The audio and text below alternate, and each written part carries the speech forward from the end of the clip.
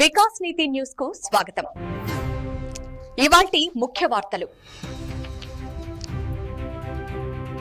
రణవీర్ సింగ్ నటించిన దురంధర్ 2 సినిమా విడుదలైన 8 రోజుల్లోనే ప్రపంచవ్యాప్తంగా 1,067 కోట్ల రూపాయల వసూళ్లు సాధించింది. దేశీయంగా ఈ చిత్రం 805.32 కోట్ల రూపాయల కలెక్షన్లు నమోదు చేసింది.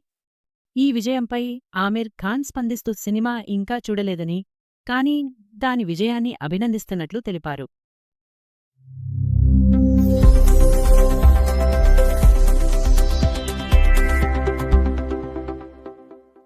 దురంధర్ విజయానంతరం దర్శకుడు ఎస్ రాజమౌళి వారణాసి నేపథ్యంతో తెరకెక్కుతున్న కొత్త ప్రాజెక్ట్ను 2 భాగాలుగా విడుదల చేయాలని ఆలోచిస్తున్నట్లు సమాచారం.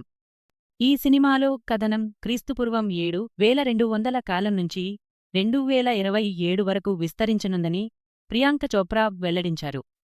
వారణాసి నగరాన్ని ఆధారంగా తీసుకున్నప్పటికీ చిత్రీకరణ కోసం హైదరాబాద్లో భారీ సెట్స్ నిర్మించినట్లు తెలుస్తోంది.